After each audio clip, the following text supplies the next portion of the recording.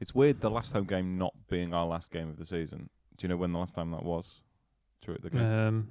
We played Brighton away on the last game of the season a couple of years ago. Yeah. So it must have been our then. last home game must have been. Obviously, it's not been our last. It wasn't our last game of the season last season. It was our last league game. It was our last game. It was after the Europa League final. Was it? Yeah, the Europa League final's tomorrow, Wednesday, which is before the last fixture. Yeah, fair enough. I always thought Amarim's speech about the good times coming was with a view to us winning the Europa League final, but we'd already lost it. Yeah. We'd already had plenty of bad times. That was Blake. Yeah. Well, another season at Old Trafford under our belts. Yeah. It's been better than last season, significantly. Miles better. Yeah. We lost 9 home games last season. We've only lost 3 this season. Yeah, that's quite a lot. And you weren't at the Everton one that we lost. Was I not? No, it was on your birthday. It was on my birthday. I was at Leeds and Arsenal. Yeah, I was at all 3. Yeah. Wow, you've got a bum record.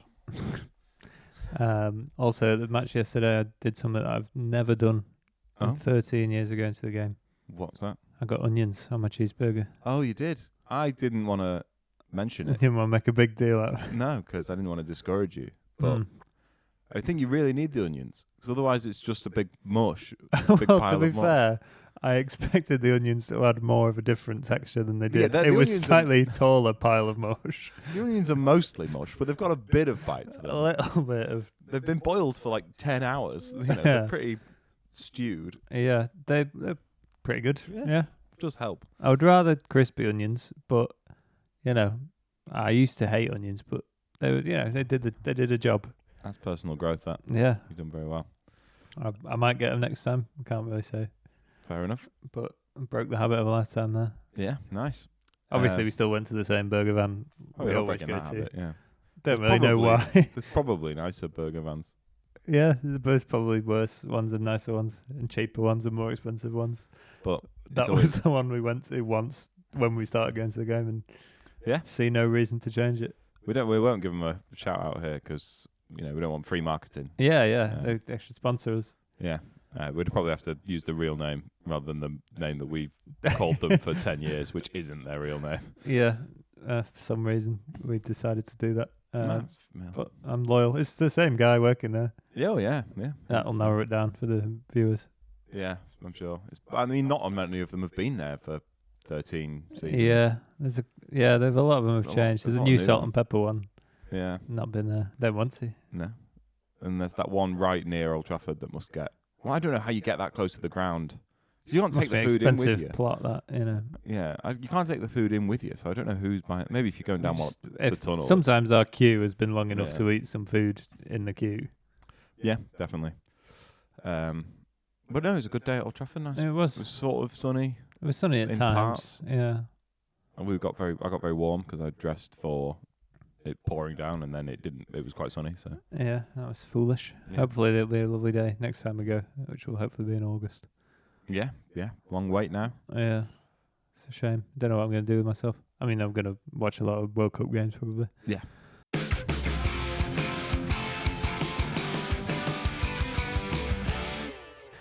Hello and welcome back to Red Army Reaction for the penultimate episode of the season. Not ever. I don't imagine so.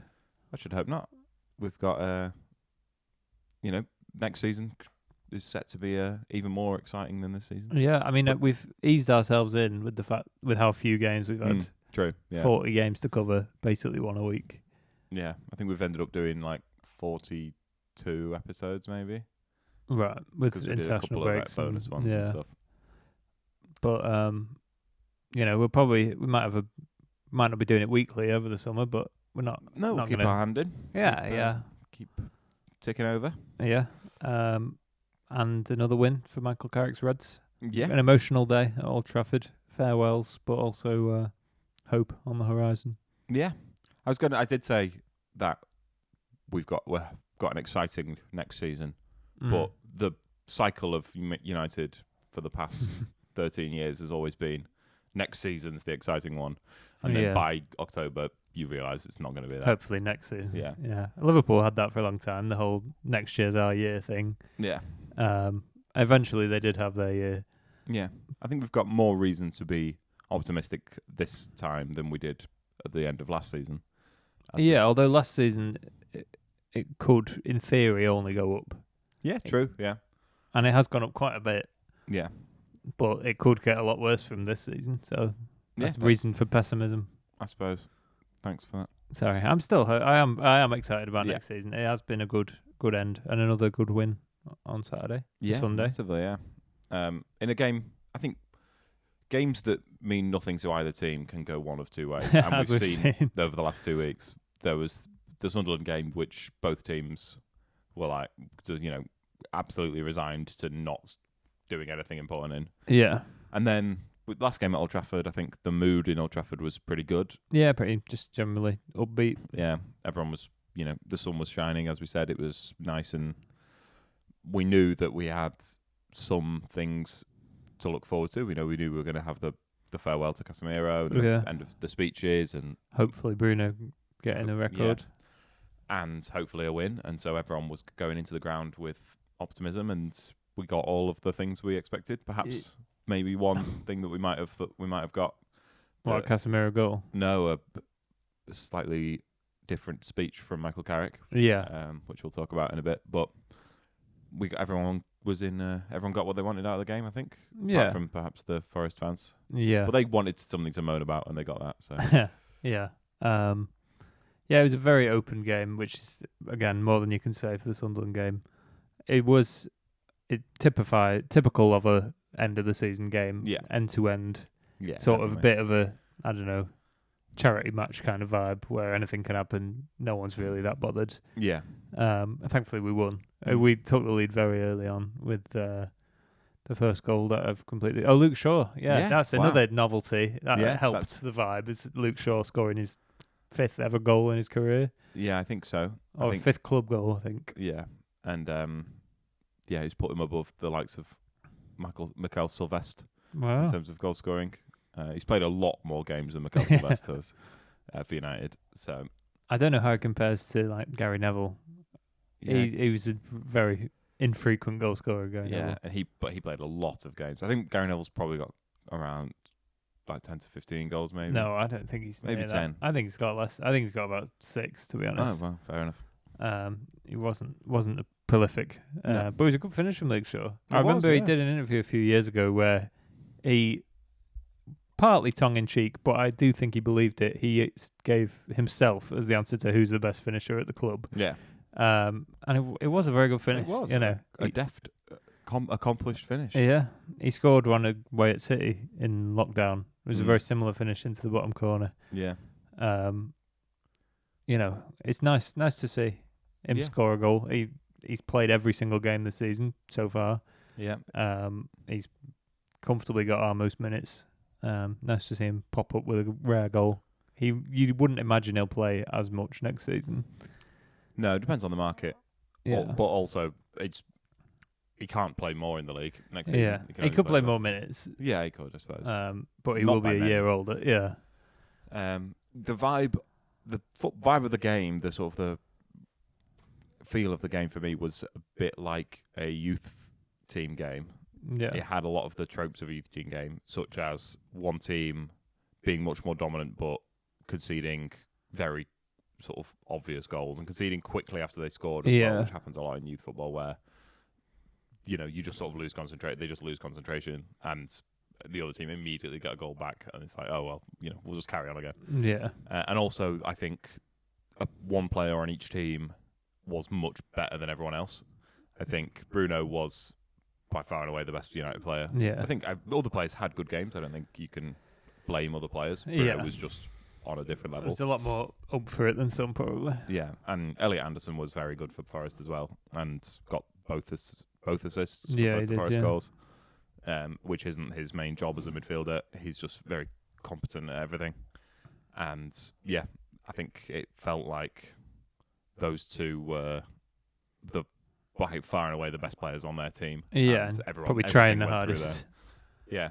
There was probably a little too much from United of everything having to go through Bruno. Yeah, obviously everyone in the stadium, apart from the Forest players and fans, wanted Bruno to get as many assists as possible. And I don't know how he only managed to get one. It felt a bit ridiculous at times. Yeah. That was clearly what people wanted to happen, Yeah. including the players. But given that, the game meant nothing, we won the game anyway. It's not like we were wasting. Well, we did waste a lot of chances, but we also scored 3 goals. So if it was 0-0 and we were wasting chances trying to get Bruno to get an assist. But also we created some very good chances from Bruno assists that we just didn't score. Yeah. So we didn't have to force it that much, really. Yeah. Cunha got another goal. He did, in slightly controversial circumstances. Yeah, well, PGMOL have bottled it today and come out and said it was the wrong decision. Purely, I think, not purely because of the press, but if the press had dropped it, PGMOL wouldn't have come out and said we got this wrong. Everyone's been so up in arms about it. Yeah, I think they were like, oh, we'll have to address it. I think they on. would have come to the conclusion that it was the wrong decision anyway. Yeah, we've had it with you get it with lots of decisions where I think the letter of the law is such that you could justify the decision. Yeah. And so I don't think the referee themselves got it objectively wrong. Yeah. And normally in that case they'll say it wasn't a wrong decision, but this would have been a better decision. Yeah. And we don't know the exact wording of the statement that they're giving to Forest, but I think the bar for accidental handball it's never been exactly on intentionality. It's also been on effect, and I think if you accidentally handball it, but get a big benefit from it, then that's slightly different than if you accidentally handball it and then it doesn't affect the flow of the game at all. Did he accidentally handball it? I think so. I don't think he could have. I mean, his hand was there. It was in that position before the ball came in. The ball hit off his thigh into his arm. Yeah. I don't think he could have. He does sort of move his arm away after the ball hits it, but I think you could definitely say he's used it to his advantage. He's sort of held the ball up a little bit with his arm. Yeah, but I don't think he didn't move his arm towards the ball. I don't think. No. I think it happened to hit his arm, at which point he didn't do everything he could to not throw his arm above his head immediately. So I think it could have. If they disallowed it, I don't think anyone would have said that's the wrong decision. Yeah, I think it probably was handball, but I don't think it was the scandalous decision that most people were saying. The fact that it's got a lot more energy in the press than the obvious penalty that wasn't given to Chelsea in the FA Cup final the day before. I don't remember there being an obvious penalty. Exactly. No one's talked about it. Koshanov completely. It wasn't an obvious penalty. It's definitely a penalty. No. He steps right across his path and he's nowhere near the ball. It's just a penalty. Yeah, but it's not. I think it could have been given, but again, I don't think that's an obvious penalty. I don't think they'll say that was a wrong decision. But you're not allowed to do that. But you are. Why? But you're not allowed to stop the progress of another player who's got the ball without getting the ball yourself. That's what a foul is. Well, yeah, but if he'd have tripped him up, but he just sort of holds his ground, which is normally fine. He doesn't just hold his ground. He moves into the path of the player. Yeah, I mean, when I was watching it, I was calling for a penalty, but I don't think that's that bad of a decision. I think that's another grey one. I don't think that's a stonewall penalty. But we might talk about the FA Cup final later. But I also find it weird that people are always saying so many of the ones that VAR have got wrong this season, they've overturned it and they should have kept with the original decision. Yeah. And people have said, why doesn't the ref have the bottle there to stick with his decision? Yeah. He can see it with his own eyes. He's seen it. He should stick to his guns. And then he has done that, and everyone's like, VAR have pointed out the error, and everyone's backing VAR all of a sudden. Yeah. Well, people want correct decisions, and if they think that VAR doesn't get to better decisions, then they'll blame VAR. And in the rare occasion that I think statistically VAR hasn't moved the needle, so that's why the general atmosphere is anti-VAR. But in the rare occasions where it agrees with them, they're happy to back it. Yeah, it was also strange in the ground because we weren't 100% sure whether the referee had given the goal or not. Yeah, because I mean it's often cited as an anti-VAR thing of people in the stadium don't know what to do. Yeah. and people in the stadium can't celebrate, to which we have come back against that and said, but that isn't true. Yeah, people do just People celebrate do anyway. celebrate. But this was one because the players didn't really celebrate. I think the players thought it was going to be disallowed. overturned, yeah. The atmosphere in the ground was slightly confused. Yeah, which makes it all the more strange that the referee still didn't overturn it when clearly half the players, the United players, thought it was handball as well as the Forest players. But, It's a strange time for the referee to nail his colours to the mast when it wasn't. Yeah, it wasn't the right decision. but it's just payback for the Duncan Watmore one. Yeah, but in an FA Cup knockout game is much more important than I don't think it's an even trade. You for a don't think meaningless it game. is payback? You think we're still owed I for think the we're Duncan still Watmore owed one? back for that one, yeah. Okay, fair enough. That was more of a handball than this one for me. His arm was right out there. Yeah. For the viewers, for the listeners, I stretched my arm out. That's not the camera. That's the camera. Well, I'm looking at me. That's the monitor. That's not the camera. Anyway. Yeah, so we'll take that. But also, it doesn't matter who I was looking at because I was talking to the listeners who can't see us. Oh, true. Yeah. Good to get another Cunha goal on 10th of the season. Yeah. All three of them now. All three of the forward signings. Yeah, which we talked about last week. I didn't think they would both. I started to think that they weren't going to do it. Nice to see them both do it. And Mbeumo tried his hardest not to score. Yeah, he missed a couple of good chances. He missed a couple of very good chances. Yeah. Put them both over as well. Oh, he hit the post on one in the first half as well. Yeah, so he missed 3 good chances then. Yeah. We've talked about his form recently and how it's got off a bit of a cliff. Yeah. But on the balance of the whole season, I think we're pretty happy with him. Yeah. And he eventually, as it's often said of strikers, that you'd rather they were getting chances and missing them than not getting chances at all. And we've had a lot of strikers who don't have any chances at all. Yeah. You know, there were whole games and whole months where Højlund wouldn't have a shot. Yeah. It was like, you know, obviously there was an issue with service and issue with the way the team was trying to score goals, and that's been alleviated this season. But it's also about the striker. Yeah, and it seemed like Højlund wasn't trying to score goals. Yeah, and the willingness of like, you know, Mbeumo missed 3 chances before his goal. He could have easily not been as bothered to get into the box there, or not been as desperate to get on the end of it, and it was a good finish. It was reactive and instinctive, which is what you expect from a seasoned goal scorer who's got good record, and it was all made by Bruno Fernandes. Yeah. Just on Mbeumo, I think we would have taken probably 10 goals in his first league season, 11 in all competitions. Yeah. You would hope with more games he would be able to. You would hope for more consistency from him next season, and not a really good start and then a bit of a poor second half of the season. But I think we'd all be happy with that goal return. Yeah. And if he keeps up the same number of goals per game and gets 15 goals in all competitions next season, I think we'd be very happy with that. But yeah, Bruno got 1 assist.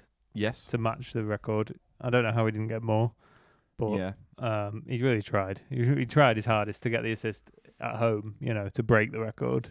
Yeah, I think a lot's been made of the set play prevalence in Bruno Fernandes' assists. Yeah. The official number has it at 8 open play assists, but some of those are obviously following set pieces. Miscategorized.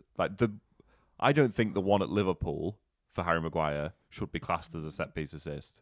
No. Because it is. It's classed as because it's part of a set piece. Right. But it's like the third pass after the set piece. Yeah, we passed it to the edge of the box, who shot, and then it came back to Bruno Fernandes, who crossed it in. I don't think it should be possible to volley a set piece assist. I think if you're volleying it, it cannot be from a set piece. Yeah. So I think the more accurate number is like 12 open play and 8 from set pieces. Yeah. Which is, it's still a sort of historic split in that a lot of the other players with this record. I think Henry got 2 from set pieces. But I think it's actually reflective of our goal scorers than it is reflective of Fernandes. I think we're just better at scoring set piece goals. I think he's good at creating from both, but we're much better at scoring the ones that he creates from set pieces. If he could cross into Casemiro in open play, then we might have a few more. Yeah.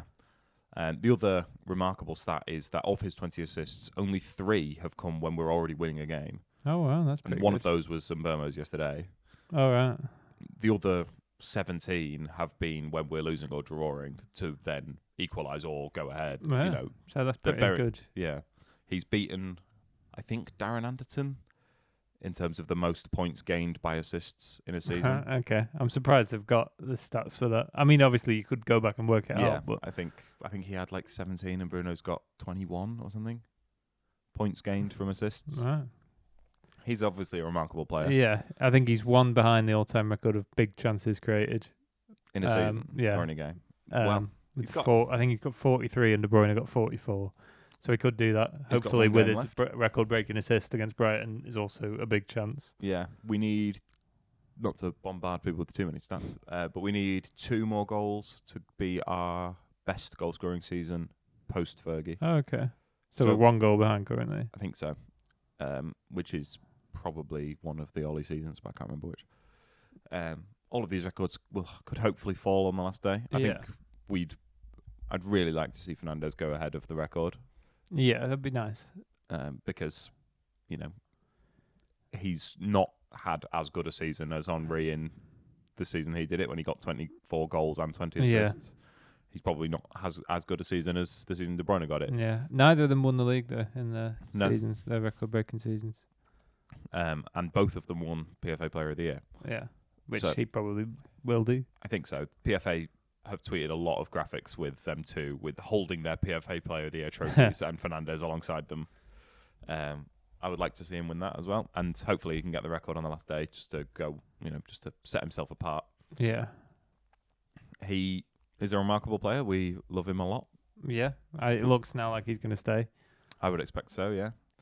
And I really hope we can put something special together with him in the team. Yeah, he's won 2 trophies in 6 years now, which isn't enough. 1 League No. Cup and 1 FA Cup. It was very rare that he came in a period of 3 years. Well, he came in the middle of 6 years without a trophy. Yeah. And it still took him 3 years after he signed, despite his best efforts, Yeah. So it'd be nice, even if we don't win one of the big 2 with him here, at least we can get a few more, Yeah.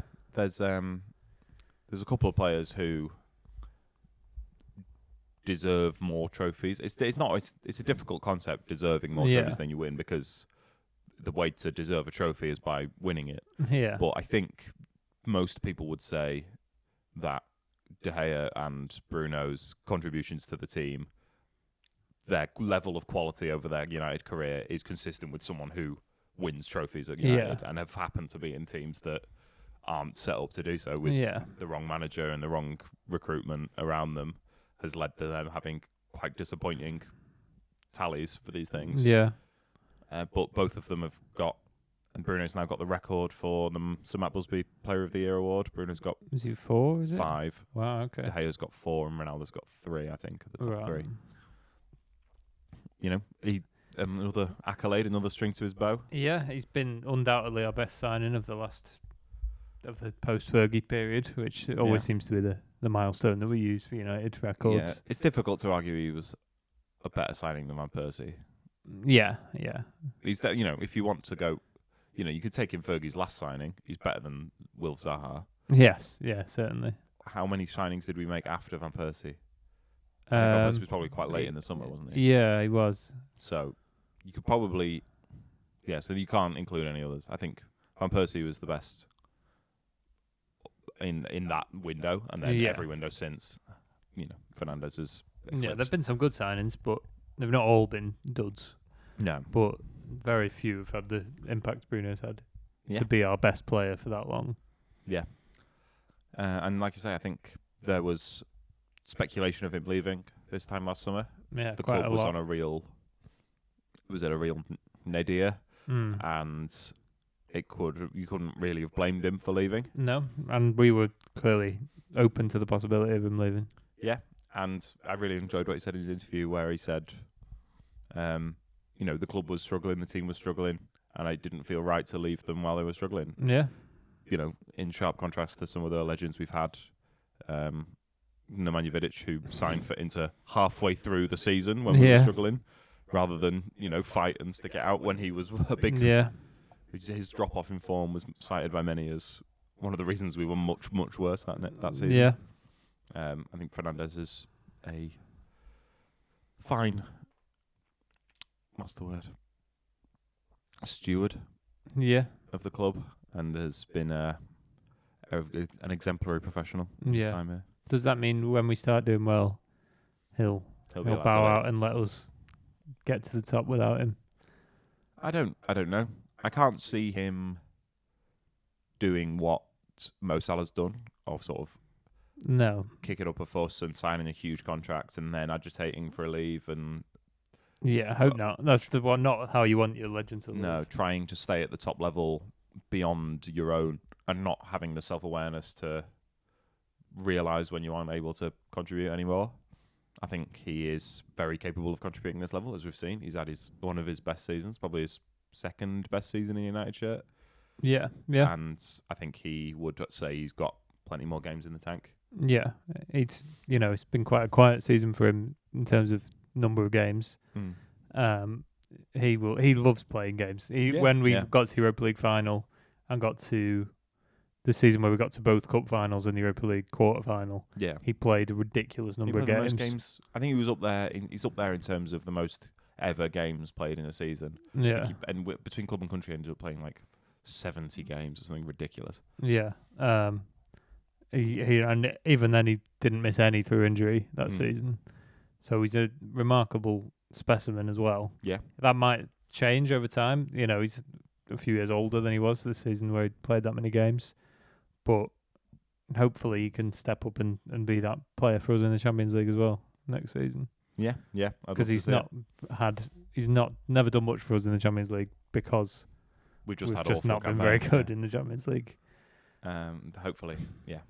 I don't see a campaign as dire as the last two on the cards. No, I don't. But you never know. But also, even if you do, like the group stage is longer now, so even if all you do at is least have a two good more group games stage and then you get knocked out, we'll have at least a longer run of having a good group stage and then getting knocked out. And I'm going to say now that we'll play at least 2 games after the league phase. You saying we're not going to finish bottom 8? Yeah, we'll finish in the top 24 teams. When Newcastle and Spurs both finished in the top 8 this season. I finished in the bottom half of the Premier League. Yeah, almost the bottom quarter. Yeah. So I'm pretty confident that we'll finish in the top 24, but it's still not guaranteed. Yeah, and the real challenge that Spurs and Newcastle have failed this season, and United have struggled with, and Villa have struggled with, is can you maintain your league form? And we've had it in the past where we have a good season when we're not in the Champions League, or we go out early, get into a decent league position. Next season we've got the European football, and our league position drops. Yeah. And the sort of boom and bust cycle of league football. I think no matter how we do in the Champions League, we should look to maintain a top 4 finish next season. Yeah, absolutely. And not, you don't want to say, oh, well, we didn't have as good a season in the league, but at least we got a decent run in the Champions League. This is the minimum level that we should be having as a league season. Yeah. This is the minimum level City would have as a league season. Arsenal haven't had a season below 3rd in a long time. Yeah. That needs to be the bar that we're aiming for. There are lots of good teams, and I expect there to be more good teams next season. I think Liverpool and Chelsea will be better next season than they are this season. Yeah. Spurs, definitely. Newcastle, probably. So it's going to be harder to maintain 3rd. Yeah, but we've got the platform of already being there. Yeah. And that's, our aim for next season realistically shouldn't be to win the league or challenge for the league title, really. It should be to do this again whilst also being in the Champions League. Yeah, definitely. I think there might come a point next season. There's a possibility next season that we find ourselves in a title race. Yeah. At which point, I don't think we should say, oh, well, it wasn't our ambition to win the league, so it doesn't matter if we don't. Yeah. I think if we get to Christmas and we're in touching distance, we should absolutely have the ambition to win the league. Yeah, some clubs might not, but as Manchester United, that's part of our DNA to go and do that. Not to get ahead of ourselves and say we're going to be there, but if we are, we need to have that ambition. And there's going to be a lot of change this summer. We've got a new Chelsea boss. There might be a new City boss, depending on who you ask. Might be a new Liverpool boss, depending on who you ask. Yeah. If you ask any Liverpool fan, they'd say, yes, please. Yeah. If you ask the people who are in charge, they'd say, no thanks. no thanks. There might be a new Newcastle boss. There's a lot of moving parts. Yeah. United have to be ready to grasp any opportunity that is in front of them. Yeah. And that's something that they did this season, and maybe out of accident rather than design. But I think it became clear, we weren't expecting a top 4 finish, really, given where we finished last season. Yeah. There was a lot of talk of we have to get back into Europe. A lot of predictions had us sort of 6th to 8th. Yeah, and I think our goal for the season internally was to qualify for Europe. Yeah. But I think it got to a position this season where United weren't very good, but it was quite clear that not a lot of other teams weren't very good either. Yeah. And there was absolutely an opportunity to push on and, really stake a claim for the top 4. If Liverpool and Chelsea had been above us and we were in 6th, then they were, pushed up right against City and Villa and Arsenal, then I think they probably would have been like, well, 6th is, we're not going to catch these teams in one season. We'll take 6th. But because of the form of those teams and the type of points we were dropping, I think they saw, and again, it might be by accident, it might just be because Amorim slagged them off. Yeah. But I was saying, and we were saying, that Amorim was probably going to limp on not being bad enough to get sacked, but an ambitious club might pull the trigger and see an opportunity. See the opportunity there. That's what ended up happening, and it's worked out very well.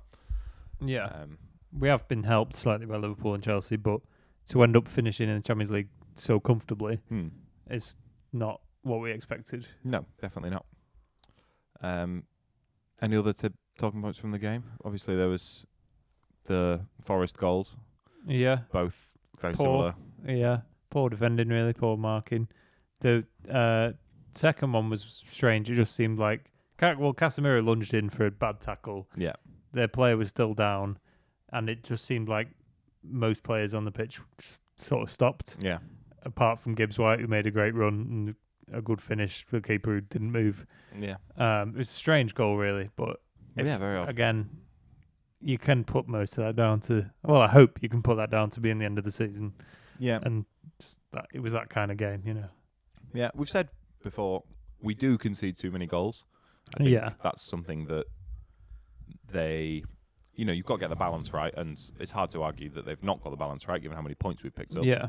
But if you want to pick up more points, you want to be more resilient and less buffeted by whoever your opposition is, then a bit more stability, a bit more defensive focus might not go amiss. Yeah, we've not had enough clean sheets this season.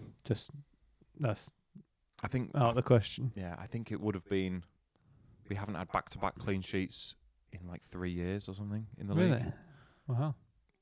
Which is a long time. It is a long time, yeah. It might have been 2024 because they showed a graphic at the start of this game saying this could be United's first we said no. back-to-back clean sheets in 2 years. And, that's an issue. There was a time when we got, was it 11 clean sheets in a row or something? Something like that, yeah.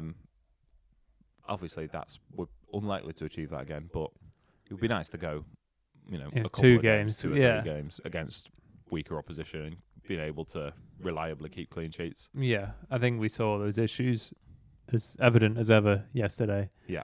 And again, in a game that we won. Yeah, we did win the game. The balance is there to win points. Yeah, it's not...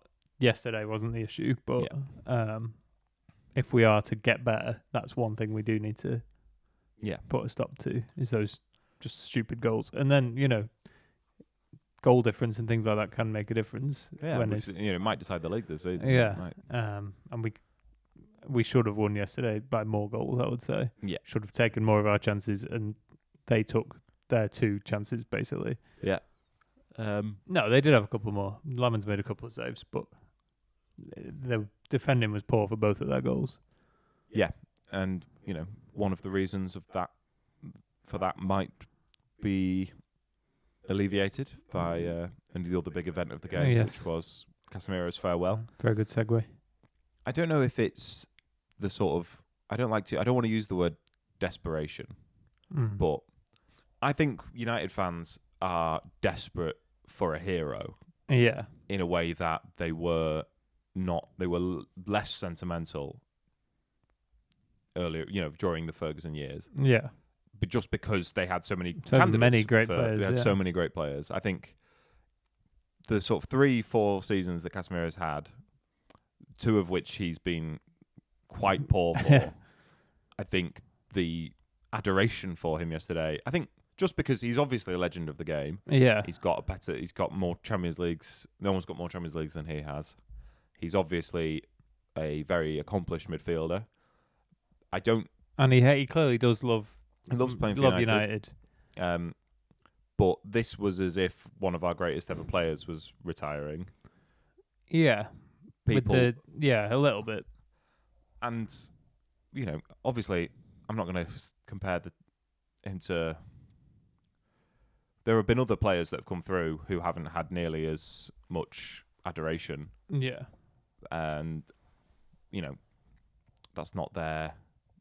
They're not as charismatic. Not charismatic in terms of personality, or personality in terms of interviews, and but in terms of personality on the pitch. Casemiro's had that massively, and he's never been afraid to stand up and be counted. And he's got a lot of goals this season, which has really enamoured him to the fans. And scored in a cup final. Yeah, I do think it's just odd that he's not played that many games. Yeah, and has not been that good. Yeah, probably slightly overblown, the reaction. But like you say, we've not had that many of those players. Yeah. And he would be amongst lots of others in an ideal world. But it's nice to have a great player leaving and have that moment, that nice farewell. And we've done that right, I think, in letting him go now. Yes. Not giving him another deal just for sentimental reasons. But I don't remember there even being that much of a ovation for Paul Scholes. No, yeah. We got a league trophy on the day Paul Scholes played his last game at Old Trafford. Yeah, but I imagine it was quite a similar atmosphere. Old Trafford rose to its feet to applaud Paul Scholes off the pitch for the last time. Do you remember Carrick's last game? No. I remember his testimonial. We weren't at it. I remember watching it on the telly. Yeah, but they didn't have a big ceremony for Carrick's last. They must have had something for Carrick's last game. Yeah, when I don't even know when Rooney's his last game was. Rooney's last game. Yeah, because Rooney. I remember Rooney coming back to Old Trafford with Everton, and he got a bit of a thing then. But maybe because he'd sort of been out of the team, hadn't he, Rooney? He wasn't playing a lot. He wasn't starting a lot of games. He was. They'd agreed him to go back to Everton in the January, but then Mourinho said, "I'd really like you to stay for the second half of the season, just in case." Yeah. And then he did, and didn't really do anything. But we won 2 trophies, and it's good to have around the place. Yeah, but these players, and that's a failing of the club then, rather than a failing of the club now to put Casemiro on this pedestal. Yeah. But I just think there have been a lot of players who've come and gone in the years that we haven't made anywhere near this level of fuss over. Under Herrera had as much impact on the team as Casemiro probably. Yeah, I also think he probably got too much fuss made of him. He didn't get much of a send off though. We just didn't. The club did a big emotional video of him. Oh right, okay. And his big farewell. He didn't get much of a send off on the pitch because it was not confirmed whether he was leaving or not. Yeah, he might have. Yeah, we just sort of neglected to offer him a new deal until it was too late. The really upsetting, not upsetting one. I'm not upset about it, but the jarring one is De Gea. I think for the way De Gea left the club was distinctly unceremonious. Yeah. And he'd been a true servant to the club for a long time. I think there's a 2-3 year period where he was the best keeper in the world. Yeah. And we've not had the best in their position in the world at the club over this period at all, really. So and then he obviously declined, and I don't think him leaving was the wrong decision. No. But I think the way it transpired with him agreeing a new deal and in principle, and then was taking it away and just kicked out, and never having that farewell from the fans was quite brutal. Yeah, Juan Mata, I don't remember him getting much of a send off, but he probably deserved as much as Casemiro. Yeah. Van Persie, we never even announced it on Twitter that he was leaving. Yeah. But I mean, that's the nature of it. Can happen. You can leave at the end of August and still be a club legend, and not get that opportunity. But I enjoyed it. I enjoyed giving a great player a nice send off, and we wouldn't have done that if it was in a bad period. I think if he left at the end of last season, for example, he would have still got a bit of an ovation, but it would have been less of a big deal that it was his last game. Yeah, but he's probably been. If United, as Jamie Carragher said, if United were offered the same deal tomorrow to sign him for those wages for 70 million quid and guaranteed the impact he's had, I think United wouldn't say no. Yeah, I think I they don't would. think United, if there was another Casemiro who's at Real Madrid now, who we could have, and he would have this level of impact, I think we'd say we'd be quite disappointed do better. with it. Yeah, for that money we can do better. So, not to vindicate Jamie Carragher in any way. No, but it's the kind of signing we wouldn't make now. It wasn't a good decision to make that signing for that money for what was always going to be a short period of time. Yeah, and you don't want to go down the Chelsea route and sort of write off older players entirely. No. But I think expensive, limited old players, you want to see be a thing of the past. Yeah, yeah. So are we saying it's not been a good signing, Casemiro? Or is that too black and white? I think you can separate them out. I think you can say once the signing's been made, you can then still enjoy having the player there. It could have been a lot worse, as we've seen from some of our other signings. We've seen very expensive signings that everyone hates and is delighted when they leave. Yeah, and everyone thinks it's terrible. Yeah. A expensive signing who probably the only criticism of him was that he's too expensive. Yeah. I think that's fine. We've got players who would be expensive at half the price. Yeah. We've had signings who would be expensive at half the price. I don't think Casemiro falls into that category. No. And he wasn't the only player who got a nice farewell yesterday. I did feel slightly sad when Carrick made us have a round of applause for Tyrell Malacia. Yeah. It just felt a bit, I don't know. It's a shame for him. It's a good, it was the right thing to do from Carrick. A player is leaving the club and everyone seems to like him. He seems like a nice guy.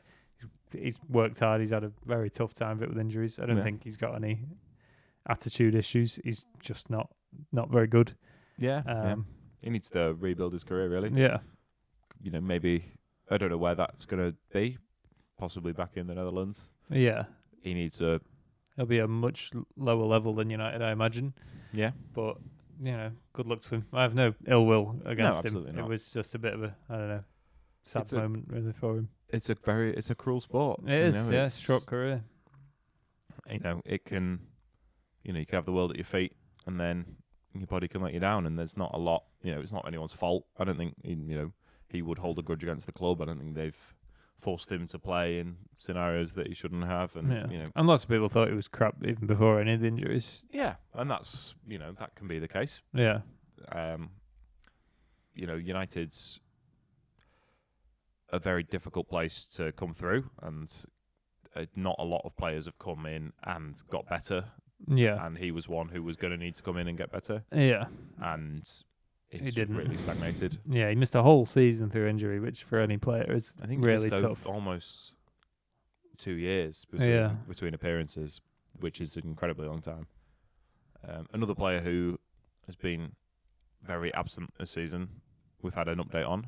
Yeah. De Ligt has finally had surgery on his back. Yeah. I think it's one of those where if you can avoid having the surgery, you should do everything you can to avoid having the surgery, but eventually it gets to the point where that's your only option. Your only option. Clearly he has tried everything else because he's been out since November and it's taken him till May to have the surgery. So clearly they've explored every option. Yeah. And this is a good time to do it. Yeah. This is not going to give him the longest period to get back onto the grass and get training, and you don't want to, like you say, while the season's going on, you might think, well, I'll stick to trying to get fit and trying to alleviate it. Yeah. But fair play to him. We'll see him when he comes back. We'll see how he gets on. Yeah, and with the World Cup, obviously, like we say, it's the last resort, the back surgery, because it's quite, invasive and dangerous, basically. But while there was a possibility of another way to get back for the World Cup, you can see why he would want to put that off. But clearly he's decided, I'm not going to play in the World Cup, whatever I do. I might as well go for the surgery now. Who's the Netherlands manager at the moment? It's one of the big three. Is it one of the De Boers? Or is Maybe. It's not Koeman. Is it Koeman? I don't think so. Definitely has been a few times. Maybe it is. Let me check the list. It's not Van Gaal. He was the manager in the last World Cup. And the 1-2 before that. Yeah, 2014 and 2022. He was the manager, and he retired in the middle. I think it probably starts with Dick Advocaat getting it on the 9th of September 1992. Right. And then Hiddink. And then Jan Raab. And then he was the experimental choice. He didn't manage. He was the caretaker. Oh, okay. Yeah, he didn't manage any games. He managed for one day. I don't think he's worth mentioning. Oh, no, he did manage a game. He managed one game. Fair enough. Frank Rijkaard, Louis van Gaal, Dick Advocaat again, Van Basten, Van Marwijk, Louis van Gaal. I think Van Marwijk is a slight outlier. I don't know what he was like as a player. No. I've not heard of him as a manager before or since that spell. He did the 2010 World Cup and the 2012 Euros. Yeah. Louis van Gaal, Hiddink, Danny Blind. They're all company men, aren't they? Yeah. Fred Grimm, who's caretaker. Sounds like a comic book character. Yeah. Dick Advocaat again. Ronald Koeman. He's a new rotation. Yeah, he's been drawn in. Frank Lodeweges. Okay, not familiar with him. Frank de Boer. Louis van Gaal again. Ronald Koeman again. And that's... So it is still Ronald Koeman again. Okay, wow. Crazy. Did you see Ronald Koeman's son scored a penalty in the last game of the season for Telstar? He was a goalkeeper. Yeah. And it was just a normal penalty. Yeah, it was a normal penalty during the game. And if they scored, they avoided relegation. Yeah. Why did the goalkeeper take it? That's insane. I know Ron Koeman used to take penalties, but at least he was an outfield player. Yeah. Also, if you've seen the penalty, the keeper in the net, not the keeper taking the penalty, he clearly waits as long as possible because he thinks he's just going to put it down the middle. Yeah. Which made it a lot easier for him. All he had to do was not put it down the middle, and the keeper was never going to get there. What an odd setup. Yeah. Maybe it's a good tactic. Maybe. If you're all right at penalties, the goalkeeper is going to think you're terrible at penalties. So you don't have to be that good. You don't have to do it for very long, though. Yeah. It only really works once. Right. Yeah, it's a mental thing to do. Slight tangent there. How did we crazy world of Dutch football? How did we get there? We're talking about De Ligt and his back. Oh, yes. Going to the World Cup. Yeah. Shame for him that he'll miss the World Cup. You don't get to play him many. The World Cup squads are due to be announced this week. Yeah, some already have filtered through. Tahith Chong has made it to the World Cup for Curaçao. Yeah. Nice. They had Dick Advocaat as a manager. He still isn't. He's back. Is he? Yeah. Oh, right. He retired for personal reasons. Right. But he's back. Oh, he did the same with Sunderland. Yeah. He left and the club all begged him to stay and bought a load of flowers for his wife. And then they sacked him by Christmas. Nice. She's got to keep the flowers, I'm sure. Yeah, I think so. England squad, we expect Cobby to be in it. Yeah. There's much doubt there. Tuchel's supposedly named a 55-man squad. So you have to. Right. For FIFA, you have to name a 55-man squad. 55 is ridiculous. That's more than double the size of the squad. He must be scraping the barrel for the 55th player. Yeah. I don't think they published the full list. No. There must be some weird players on there. Yeah. There must be some countries who don't have 55 professional footballers. Yeah, probably. Curaçao. I don't. Who have? There must be all the local league players. Yeah, there's probably a lot of Dutch players with Curaçao heritage that they've not recruited yet. So they can say, well, he might do it if we asked him. Yeah, Luke Shaw was on the 55 list. Yeah, I don't know about Maguire. He was in the last actual squad, yeah. So he would have been in that. So I expect at least definitely Cobby to go. Yeah, I think Maguire will go. To go as well. Rashford will go. Yeah, he's had a good enough season to get back on that list, which is one of the reasons one of the main targets of his loan, I imagine, Yeah. was to make sure he got into the World Cup. Luke Shaw is more in doubt. He's not made a squad under Tuchel, I don't think. No. But he has had a decent season. He's got experience for England. Yeah, tournament experience. He's one of very few players. Three men in history to have scored in a final for England. Yeah. And, Jeff Hurst's still alive. Yeah. Yeah. But who else scored in that final? Martin Peters. Is he scored dead? the other goal. I imagine so. I don't think there's many of them still going, to be fair. No, then Jeff Hurst is the oldest living World Cup winner. Is he? Yeah. All right. So he, that might get him in. Yeah. Not Jeff Hurst, I don't think. No. He's unlikely to make the list. Yeah. But my main interest, as you said last week or possibly the week before, about every football match you think of in terms of liking, or you reframe it in terms of United. Yeah. I'm similar with international football, where if there's no United players in the England squad, my interest in it goes off a cliff. Yeah. You still want England more than any other team. Yeah. Well, I do, but if he doesn't call up my favourite players and then England win without them, I won't enjoy it that much. I won't enjoy it. I'll be upset that he's done it without Rashford and Cobby there. Yeah. Now, Rashford and Cobby will go, so therefore I will want England to win. Yeah. I also will, and I remember annoying some people at my old job when I said this. I have a bit of a thing with England where part of me doesn't want them to ever win, the men's team, to ever win a major tournament, because I just wouldn't know. It would just feel wrong. Be like, now what? That's not what England do. Yeah. England sometimes look good, sometimes don't look good, and ultimately it ends in heartbreak. And it would just be a complete shock to the system. I wouldn't know how to feel. Yeah, I agree. It would be incredibly alien. Yeah. We're not at that stage as United fans where we've forgotten what it means to win things. But there's a little bit about that of winning the league again for United. I wouldn't have that feeling for United. I don't think I would ever get that feeling. No, possibly not. Maybe it's because it's sort of not quite past out of living memory, but no one really remembers England winning the World Cup who we would ever interact with and speak to about football. Yeah. So it's just a weird. It just feels wrong for England to actually win something. But I do hope they do. Yeah. But yeah. I said yesterday about Andy Burnham, not to get off football, but he was talking about, he was asked some quickfire questions as an aspiring politician, and I gained a lot of respect for him when he was asked, would you rather see England win the World Cup or Everton win the league? And without a moment's hesitation he said Everton win the league. Yeah. That was there's a very political answer there, which is about England winning the World Cup being a great moment for the whole nation and bringing everyone together and this big moment of unity. Yeah. But the correct answer, if you are a huge fan of a football club, is that you want your club to win. Yeah. Do you think he might answer differently if he does become Prime Minister? No, I don't think so. And I think he does have aspirations to be Prime Minister, and therefore I respect his not, But it does help that, it probably helps that quite a few people in Makersfield are Everton fans because of where it is. There's probably got a decent chunk of Everton fans in there. Yeah. So they probably agree with him, and he wants to bring those voters over. But when he's when he moves down to representing the nation, he might change.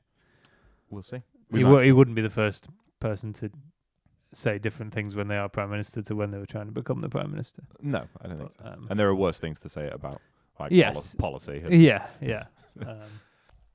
One thing we thought might happen at the game is an announcement with regards to Michael Carrick. Yeah. It seems now that they are holding off on that to finalise the backroom staff as well.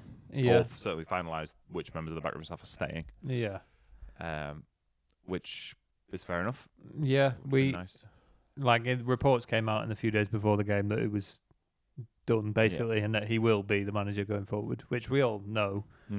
But obviously he couldn't say anything about it before it's all signed and announced, which is a shame. But I don't know what he would have said, Yeah, it would have been weird. Yeah. By the way, I'm not going anywhere. He did sort of very subtly hint at it, where he said we've had some good times and some bad times, so hopefully we can have more good times. Yeah. Like we do all know, but he wasn't able to do that properly in his speech, saying good times are coming or whatever he might have said. But he doesn't seem like that kind of guy anyway. He seemed quite, I don't know, he probably didn't want to speak to everyone. This is sort of part of the role of being Manchester United manager, but it's probably not his favourite aspect of the role. Yeah, I think we've seen with managers past, and it's something that people cling to in managers, is the sort of cult of personality, where this sort of, again, the sort of need to find a hero and a saviour, and to be like, oh, we've got Ruben Amorim. He is going to be the best manager in the world. He is going to be the manager. And he's going to win us the league. Erik ten Hag, he is this genius. He does have these amazing quotes. And I think it's probably good for United that Carrick isn't that. Carrick's just a normal guy. Yeah, who's good at getting the team to play well. And I think he's probably quite resistant to that. I can't see us, we do chant Carrick's name. We do. It's a rubbish chant. It doesn't make a lot of sense. It's just the holdover from when he was a player. Yeah, and it's pretty rubbish for a player as well, saying, well, Carrick, you're so good that you're almost as good as this other player. Yeah. And a player who he's completely different to and everything.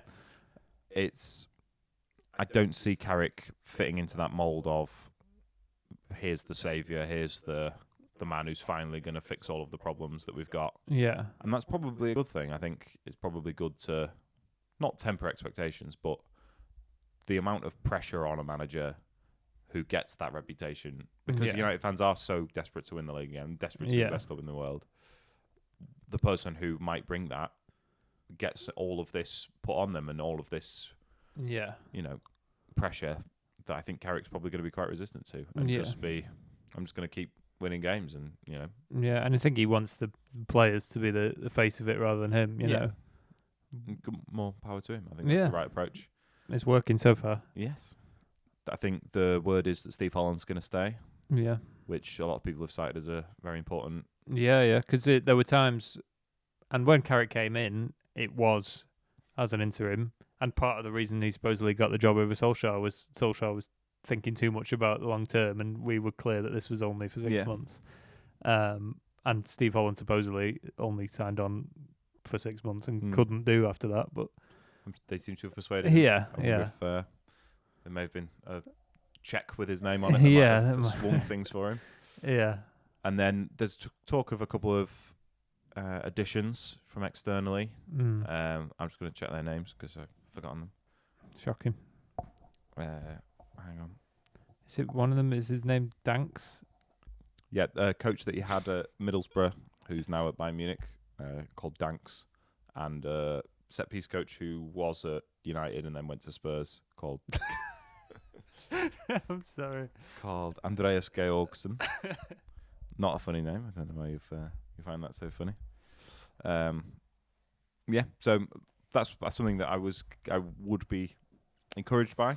Yeah, it's not, because I think a lot of United fans and a lot of pundits have said, they're winning games, but they don't seem the most tactically astute, or sort of tactically innovative. Yeah, there's a little bit of back to basics, which I think is harsh. I think there's been, it might be basic, but it's the most effective way to play with these players. Yeah, that's a mature thing to realise, is that if you play in this system, you'll win more games. And we said, we saw with previous coaches who didn't play to the strength of the players get sacked, and Carrick has gone the opposite. He's got hired. So, and I get it, that argument in the case of it's not sustainable.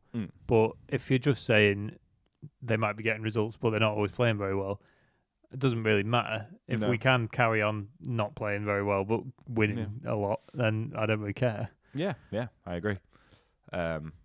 We've lost 2 games in 20 or something now. Yeah, under this unsustainable setup. So, if there is room for a bit of a tactical evolution and some fresh ideas, then that's how the best clubs do it. Yeah, I saw someone saying, "Is this not a sign that Carrick isn't good enough if you have to bring in coaches to make up for his weaknesses?" But Pep Guardiola's changed his assistant Yeah. every couple of years. He's got what's his name in there now? Lindstrom, is it? Pep Blinders, Blinders, who was yeah. at Liverpool. You know, Arteta has coaches that do different parts Yeah. of the game. He's got Steven Berg, who was at United. Yeah. Steven Berg? Yeah. I thought you said Steven Berg. No, I thought Steven you were Berg. getting mixed up with Steve Round, who was at Also, United yeah. under Moyes. Yeah. Who is a sort of a tactical coach who has done the rounds. I think it's not a weakness, it's a strength to surround yourself with people who have differing ideas and complement you. I think that one of Amorim's issues was that he had the same group of coaches that have been with him since he was at Braga, and who were all his mates and were all the same age as him and all had exactly the same experience as him and all agreed with everything he said. Yeah, yes men or seamen.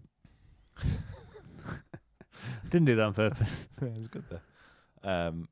So, I think it's a sign of a modern, every forward-thinking coaching department. Every manager has coaches. No one does it all themselves. It's not. No. I don't see the argument there that if we have to employ coaches to work under him, then he can't be good enough, because none of them could do the manager's job. There are plenty of coaches who've then become managers and not been very good because it's a different skill set, and Carrick clearly has the skill set to be the manager and to work with the coaches, and that's what he's going to carry on doing. Yeah, and he doesn't bring.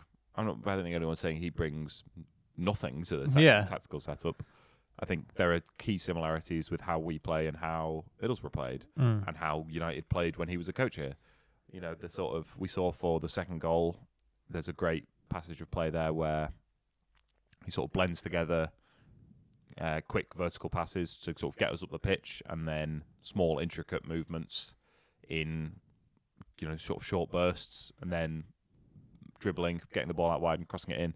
That's a very typical Carrick goal that has carried through his career. Yeah, and he's clearly got a lot about him as a coach, and it's not by accident that you win this many games. I think it's similar to the criticisms of Bruno Fernandes, which is, it's just because he spams the ball in, puts a load of crosses in. If it was easy and it was so basic, more people would do it. Yeah. If it was basic to win, what is it? What's he won now? 16 or like 12 out of 16 league games? Yeah, something like that. If it was basic and anyone could do it, someone would have done it before. Someone would have done it before him. He's got the highest win rate of any United manager. I think we'll probably see that come down. Yeah, you'd imagine he won't have that forever. But if he sees out his potentially 3-year contract and still has that, then I think we'll do pretty well. Yeah. So here's to the future. Yes, yeah. Carrick's at the wheel. We're not bringing that back. No, It's been co-opted by Scousers. Yeah. So has. Oh no, I was thinking of the same chant. Yeah. It was a great song, the Ollie's at the Wheel one, but it was then used as a stick to beat us with. People would tweet that gif of a car going off a cliff every time we lost a game, or the one of the sort of truck getting stuck in the tunnel. The Austin Powers one. Yeah. So yeah. No, I am thinking of a different chant. The Glazers saying 10 more years one. Yeah. That's not the All Ears at the Wheel one. No. What's that one? What was our did we have a version of that, or was that? I don't think so. I think they've just. That's just they did turn the Amorim one. Ruben Amorim. Yeah. They sang "You're Never Gonna Win Again." Did they? Crying in the Stretford End, the Reds are going down. Well, that didn't catch on. The guy at work used to sing it a lot. Nice. He sounds like a fun guy. Well, it's just footy banter. That's what it is. It's just banter. Yeah. Anything else? Should we talk about the other games? There's a big game tonight. Arsenal Burnley. Yes. If they win that, then that's a big step towards the title. And if you told any team, you have to beat Burnley at home. You've got Burnley at home, and then you need a point away at Palace. Yeah. Like in the league. I think you would take that. It is possible that they beat Burnley and get a point away at Palace and don't win the league. But Burnley at home is a great opportunity, and they really need to take it to boost their goal difference. Yeah. Burnley are one of the worst sides the Premier League's ever seen. Yeah. They've got 21 points. They've got Michael Jackson as the manager. Yeah. If Arsenal should go out tonight and put 5 goals past them, and then it is really difficult to see them not winning the league. Yeah. They Unless cannot. They lose to Palace, but yeah. But Palace, it's 3 days before the Conference League final. Palace will play a load of kids, I imagine. So I'm trying to will it into existence, but surely Arsenal are going to win comfortably tonight. Yeah. And then City have a tough game tomorrow away at Bournemouth. Yeah, I'm not flip-flopping again, but if Arsenal do lose it from here, it would be really funny. No. It would be really funny. No, I can't get behind that. Because especially now City have won the FA Cup and the League Cup. I know. Well, There's something we've never won. I don't know Domestic what happened to my voice. But yeah, we've never done that. We can't have City doing it twice. Yeah. No, I don't think that isn't what I want to happen. You would see the funny side if it did. Yeah, would take solace in how upsetting it would be for the Arsenal fans. But but then they'd probably win the Champions League anyway, and then I'd be plumb out of luck. Yeah, that's the nightmare scenario. Is City now winning the domestic treble and Arsenal winning the Champions League? I think both ways round with the league are nightmare scenarios there. I think City winning the treble and Arsenal winning the Champions League is just terrible. Yeah, Arsenal winning the league Champions League double is awful. Yeah. Arsenal winning the Champions League and City winning the other 3 is awful. Best case scenario is Arsenal win the league, Paris win the Champions League. Yeah, that's what we're it's all the most hoping likely for. Scenario. It is the most likely scenario, but it's not that much more likely than either of them. That's the big pressure result for me. Yeah. That's what I've got to root for at the end of the season, is just willing Paris to win the Champions League, which I did the opposite of last season because I didn't really like them as a club. No. I like them with the team and the manager. I don't like the club. Yeah. I don't like them winning 2 Champions Leagues in a row, but I much prefer it to Arsenal winning a Champions League. Yeah. Can you imagine what... Because obviously we have won big trophies while we've been alive. Yeah. But we've not won the Champions League since 2008. Not won the league since 2013. This is how stressful we find the possibility of other people winning trophies. Yeah. How stressful do you think we will find the possibility of us winning major trophies? I mean, us being in a Champions League final, I don't know how I will deal with that. I could barely cope with us being in a Europa League final last year.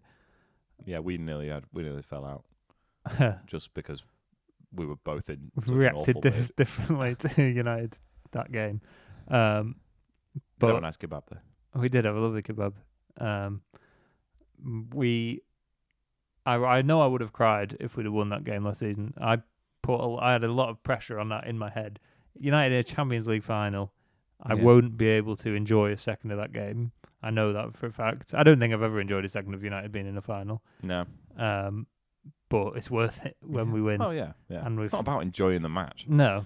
And we've lost a couple of finals recently. We've also won a couple. But to be in a big final again, or to be in a title-deciding game, I'm not ready for it, really. No. I'll have to be. But when the only thing on the line is the 3 points and losing, and the pride of losing to City, I hate watching us play at the Etihad. If the thing on the line was the title, I don't know if... I genuinely think I would struggle to sit myself in front of the TV and watch it. And we lost the title at the Etihad. In 2012, we lost 1-0. There were 3 results, really, for United that cost us the title. Any one of them going a different way would have been all right. Away? Everton at home, we were 4-2 up and went back to 4-4, and then City battered Wolves away later in the day. That was a big turning point. We lost away at Wigan. We got relegated. That was a big one. And then it would have been fine if we'd have turned up at the Etihad and won, but we didn't. We lost 1-0. Yeah. I'm glad I was only 12 when that happened. Yeah, I was 16, but I wasn't anywhere near as football focused as I am now. So, yeah. Didn't have to talk about it for an hour every week. Yeah. But, that's why we do it, Yeah, you can't make yourself care less. Because otherwise you don't... don't get to enjoy the good to enjoy it as well. Yeah. I hope we do get to a Champions League final again and hope we play in title deciders, even if I won't enjoy the 90 minutes. Yes. I will enjoy it, really. Yeah. I'll enjoy that stress and pressure if it pays off. Yeah. But yeah, so hopefully Arsenal do the business. Yeah. Sort of a hopeful note to leave on.